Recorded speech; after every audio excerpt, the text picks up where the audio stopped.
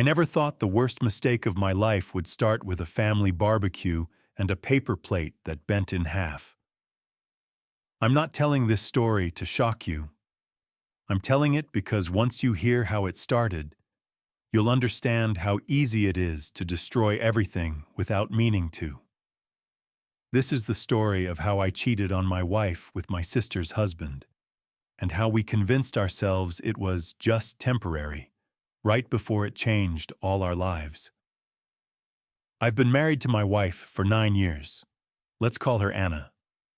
We met young, built our life brick by brick, and for a long time I truly believed we were unbreakable. We weren't flashy. No dramatic fights, no screaming matches, just routines. Work, dinner, Netflix, sleep, repeat. You know how it goes. Comfortable, safe, quiet. Too quiet. My sister Lily married Mark about 5 years ago. Mark was the kind of guy everyone liked right away. Funny without trying. The guy who helps you move even when you don't ask. The guy who remembers your birthday when you forget your own. He and Lily lived about 2 hours away, so we didn't see them often. But when we did, it was always easy. No tension. No weird vibes. At least none that I noticed back then. The barbecue was at my parents' place. One of those long summer afternoons where everyone eats too much and pretends they're not tired. Anna was helping my mom inside. Lily was on the phone with someone from work. That left me and Mark by the grill. I dropped my food. Sauce everywhere. I laughed it off. Mark handed me a napkin and said, "Careful. That's how disasters start." I laughed. I didn't know how right he was. We started talking. Just normal stuff. Work stress, marriage jokes, the usual adult life is harder than anyone warned us conversation. At some point he said, half joking, "Do you ever feel like you're doing everything right but still failing something you can't name?" That question stuck to me like a burr in my sock. I didn't answer right away. Then I said yes, too quickly, like I'd been waiting for someone to ask. We didn't talk about it again that day, but something shifted. A door cracked open. After that, Mark and I started texting. At first it was harmless, memes, complaints about work, dumb jokes about family group chats. I told myself it was normal. He was family, basically a brother, right?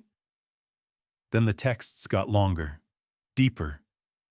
We started venting, about feeling invisible, about being needed but not wanted, about how marriage slowly turns passion into responsibility, and how nobody warns you how lonely that can feel even when you're not alone. I didn't tell Anna about those conversations, not because they were romantic. I didn't think they were. I just didn't want to explain them. That should have been my first stop sign. I drove right through it. A few months later, Lily had to travel for work. Anna was swamped with overtime. Mark texted me one night asking if I wanted to grab a drink. Just one, to blow off steam. I hesitated. I knew how it might look, but I also knew how tired I was of feeling numb. We met at a quiet bar halfway between our places. Low lights, cheap beer, nothing dramatic. We talked for hours about childhood, regrets, the version of ourselves we thought we'd be by now. At some point, he said something that made my chest tighten. "I don't feel like myself anymore. I feel like a role I'm playing." I said, "Me too." And there it was again, that crack widening. When the bar started closing, neither of us moved. We just sat there, elbows on the table, staring at nothing. Then Mark reached out and touched my hand. Not grabbing, not dramatic, just there. I didn't pull away. I wish I could say what happened next was sudden or shocking. It wasn't. It felt quiet. I felt like I was stepping off a curb I hadn't noticed until my foot was already in the air. We didn't even talk about it afterward. That was the scariest part. No panic. No, what did we just do? Just silence and understanding. On the drive home, I told myself a story. It was a one-time thing. A pressure valve. Nobody had to know. Nothing would change. Everything changed. The guilt didn't hit right away. At first, I felt alive. And that made me feel worse. Because I went home, kissed my wife goodnight, and felt like I was wearing someone else's skin. Mark and I tried to pull back. We really did. For about 2 weeks. Then something small would happen. A bad day. A lonely night. One text. One, "Are you okay?" And we were back in it. We never called it an affair. We used softer words. Connection. Support. Something we didn't plan. As if not naming it made it less real. Then Lily announced she might get transferred closer to our city. That's when panic set in. We met again. This time not at a bar. At a park. Middle of the day. Sunlight. Joggers passing by. We sat on a bench like two people waiting for a bus. Mark said, "We can't keep doing this." I agreed. Then he added, "But I don't think I can just pretend it didn't happen." That's when the conversation took a turn. Not toward stopping, toward planning. He told me he and Lily were already struggling. More than I knew. Long silences. Separate bedrooms some nights. He said he'd been thinking about leaving even before any of this started. I told him Anna and I weren't fighting, but we weren't close anymore. We were roommates who shared a history. Neither of us said the word future, but it hovered there. Then came the sentence that still echoes in my head. "What if we prepared something," he said, "just in case? A place. Neutral. Somewhere to land if everything blew up." I should have stood up, walked away, confessed everything. I didn't. I nodded. We started talking logistics instead of consequences. Money, locations, timing, as if this was a home improvement project instead of emotional arson. I went home that night and watched Anna sleep. The way her face relaxed when she dreamed. The way she trusted me without question. I told myself I'd stop before it went any further. That was the lie that carried me into the next phase of my life. And if you think this is where the worst part happens, you're wrong. I thought the secret apartment would make things clearer. Instead, it made everything heavier. If you've ever told yourself, "Once this one thing is settled, I'll figure the rest out," then you already know how this goes. After that park conversation, Mark and I didn't rush. That's what made it feel dangerous. We moved slow, careful, like people who believed they were being smart instead of reckless. We agreed on rules. That's almost funny now. No emotional decisions, no rushing, no telling anyone. This was just a backup plan, a safety net. Something we'd never need if we did the right thing. We even laughed about it once. Nervous laughter. The kind that pretends everything is normal. The apartment search started online. Late nights, private tabs. We sent links back and forth like teenagers planning a road trip. Too expensive. Too close to Lily. Too far from work. We talked about sunlight and parking like this was innocent. Eventually, we found a small place. Nothing fancy. One bedroom, neutral walls. The kind of apartment nobody notices. That felt important. Invisible. We split the deposit. Signed the lease under a short-term agreement. Month to month. Another lie we told ourselves. It's temporary. The first time I walked into that place, my stomach dropped. It smelled like fresh paint and dust. Empty. Quiet. Full of possibility in the worst way. Mark stood in the middle of the living room and said, "This doesn't feel real." I said, "Yeah, it does." That's when it hit me. This wasn't a backup plan anymore. This was a line crossed with intention. Still, I didn't stop. At home, nothing looked different. That's the scariest part of cheating that nobody talks about. Life doesn't explode right away. It just keeps going. Breakfast, work, small talk, Anna asking if I want chicken or pasta for dinner. I became very good at lying without lying. Half-truths, omissions. Work ran late. Traffic was bad. I'm just tired. I hated myself for how easy it got. Mark and I started using the apartment occasionally, not constantly, just enough to feel connected, to remind ourselves why we were doing this, or at least what we told ourselves was why. We didn't pretend it was romantic. It wasn't candles and music. It was quiet conversations on the floor, sharing fears, holding hands like it meant something deeper than sex. And that's where it got dangerous. Because once you start sharing your fears with someone else, you stop sharing them with the person you're married to. Anna noticed changes, not right away, but slowly.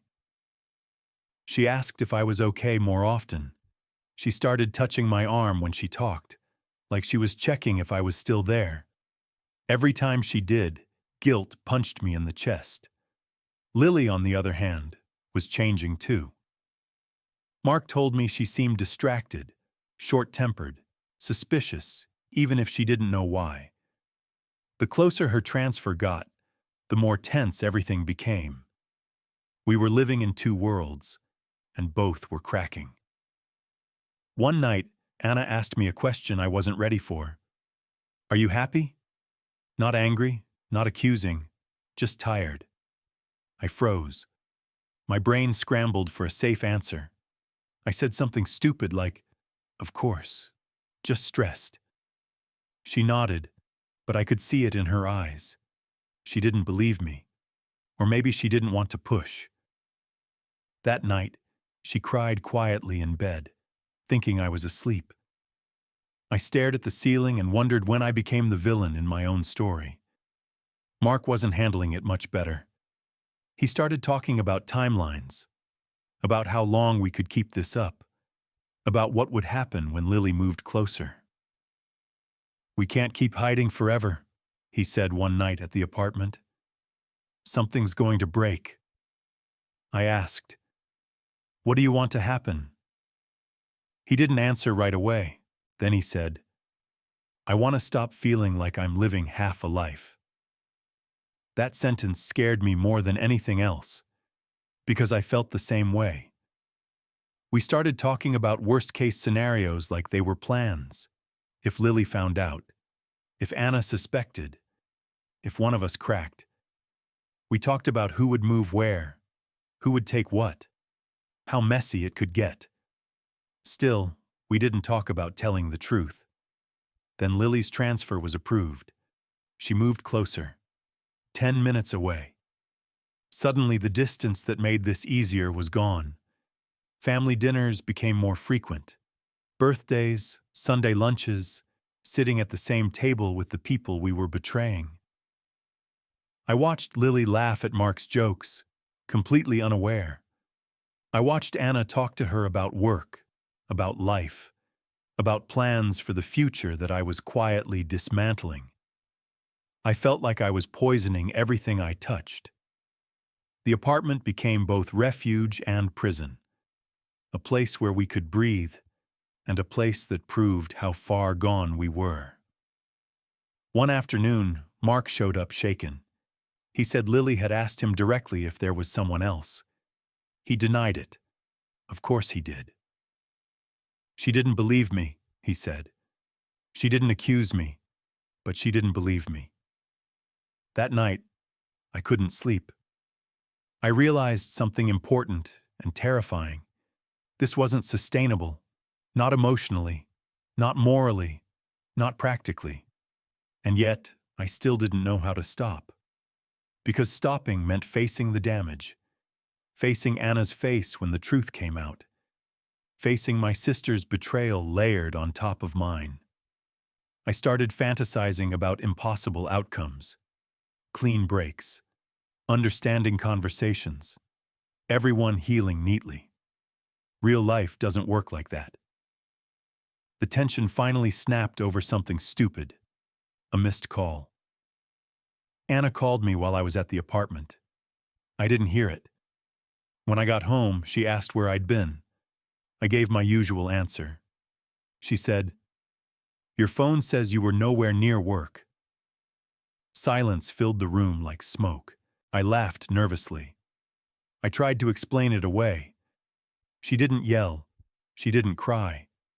She just looked at me and said, "I don't know who you are anymore."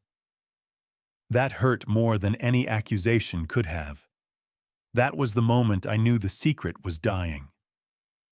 The confrontation didn't happen all at once. It came in waves, like a storm you can see from far away, but still hope will turn. The morning after Anna said she didn't know who I was anymore, she acted normal. That was worse than yelling. She made coffee, asked if I wanted toast, kissed my cheek before work. It felt like being hugged by someone standing on a trap door. I spent the whole day waiting for the explosion. Instead, it came that night, quiet and controlled. She sat across from me at the kitchen table. No TV, no phones, just us and the hum of the fridge. "I'm not asking you to confess to something," she said. "I'm asking you to tell me the truth. Are you lying to me?" I opened my mouth and nothing came out. That pause said everything. Her face didn't twist in anger. It collapsed, like a building whose support beams were quietly removed. "Is there someone else?" she asked. I still didn't say the words. I nodded. That was it. 9 years reduced to a nod. She stood up slowly, like her legs weren't sure they worked anymore. She said she needed air and walked out. I didn't follow her. I don't know why. Fear, maybe. Cowardice. Shock. When she came back an hour later, her eyes were red, but her voice was steady. "Who is it?" I told myself I'd protect Lily at least, that I'd lie one last time. Then Anna said, "If you lie to me now, I'm gone forever." So I told her. Her name landed between us like broken glass. She didn't scream. She laughed once. A short, sharp sound that didn't belong to a human being. "My sister-in-law's husband," she said slowly. "So I'm sleeping next to someone who's betraying me and your sister at the same time." She asked how long. I told her. She asked if there was a place. I didn't answer fast enough. She stood up again, and this time she didn't come back. She packed a bag and went to a friend's house. She didn't slam the door. She didn't threaten me. She just said, "I need space from you. Don't follow me. Don't call me." That night, my phone exploded. Mark had heard from Lily. Anna had called her.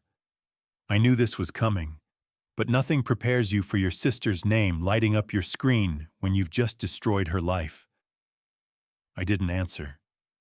Then he called again, and again. I finally picked up. "She knows," he said. His voice was flat, empty. "What did she say?" I asked. "She didn't say much," he replied. "She asked if it was true. I said yes. She asked how long. I told her. Then she asked if it was you." There was a pause. "And?" I asked. I said yes. I slid down the wall and sat on the floor. "She's not crying," he said. "That scares me." It should have scared me too.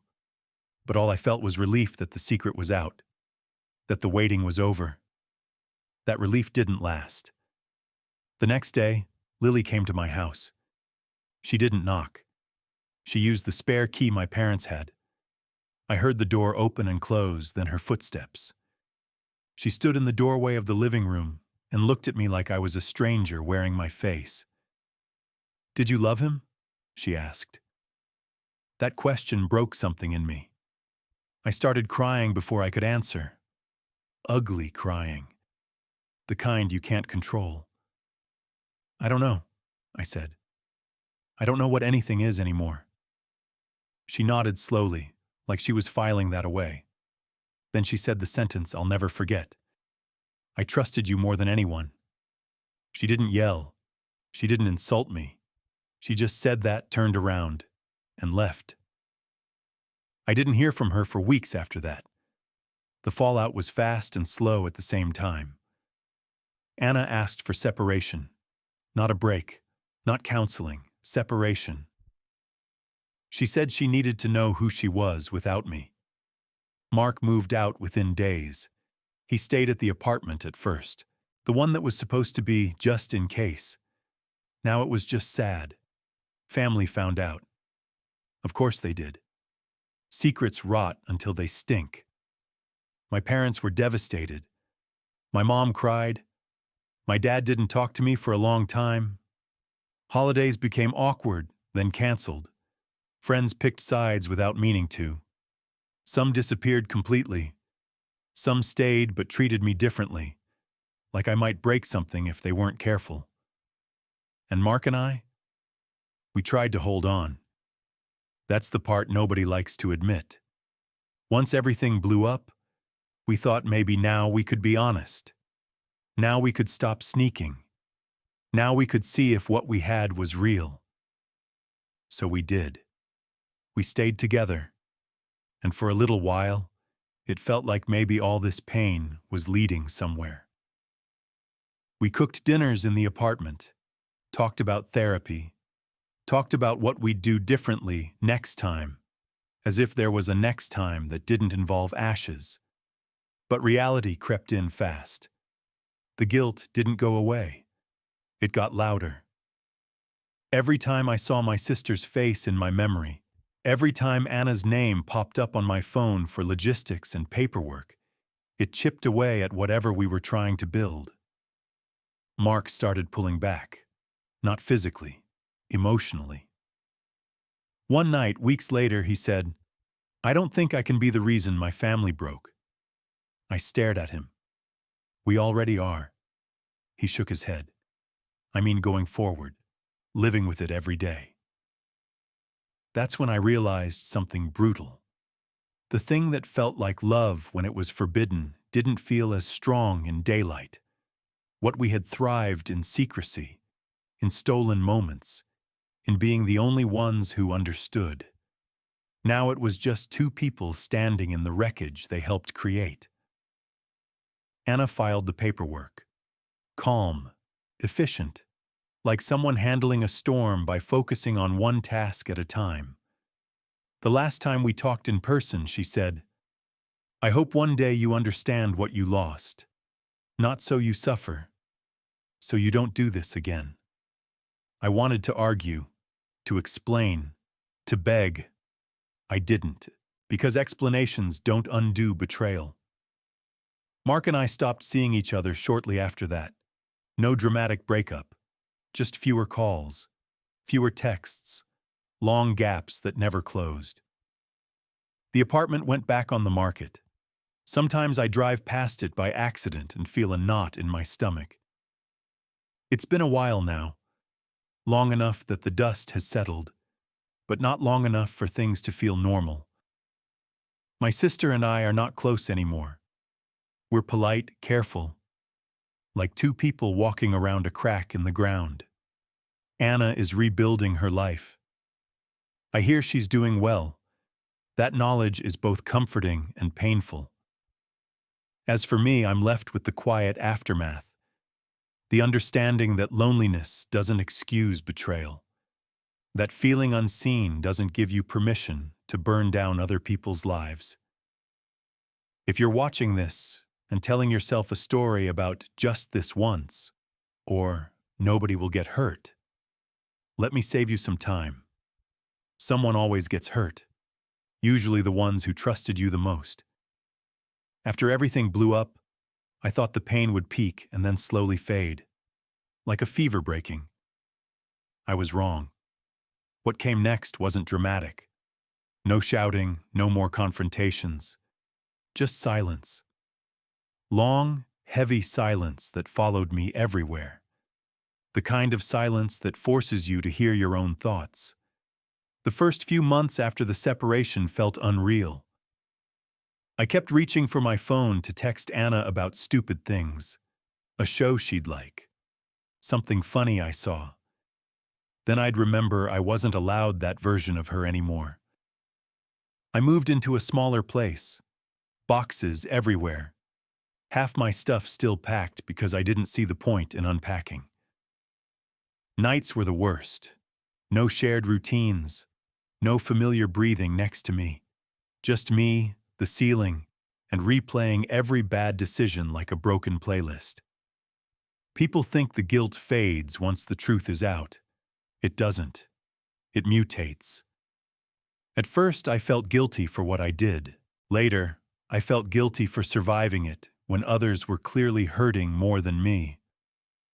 I tried therapy, not because I wanted to be fixed, but because I was scared of myself, scared of how easily I'd justified everything, scared that if I didn't understand why I did it, I'd do something just as destructive again. Therapy didn't give me comfort. It gave me mirrors. I had to admit things I didn't like, that I avoided conflict, that I wanted to feel chosen without doing the hard work of choosing someone every day, that instead of saying I'm unhappy, I said nothing and let resentment quietly rot my marriage. That doesn't excuse what I did. It explains it. There's a difference. Mark and I spoke a few times during this period. Not about us, about paperwork, loose ends, the kind of conversations that feel like talking to someone through glass. Eventually, those stopped too. The hardest relationship to navigate wasn't with Anna or Mark. It was with Lily. Months passed before we spoke again. When we did, it was at a family event we both couldn't avoid. A birthday, neutral territory, cake and forced smiles. She hugged me, brief, polite, no warmth.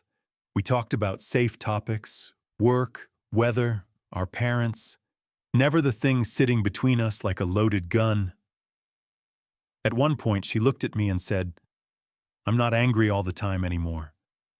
I didn't know what to say. "I'm just disappointed," she added, "and sad, and tired." That hurt more than anger ever could. Trust, once broken like that, doesn't come back because you say sorry enough times.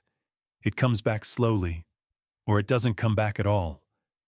I had to accept that some relationships don't heal fully. They just scar over. Anna and I finalized the divorce. Clean, respectful, painful. We divided things without fighting. When we signed the last papers, she said, "I hope you become someone you'd want to be married to." I nodded. I couldn't promise her anything. After that, something strange happened. The chaos ended. No more secrets to keep. No more lies to juggle.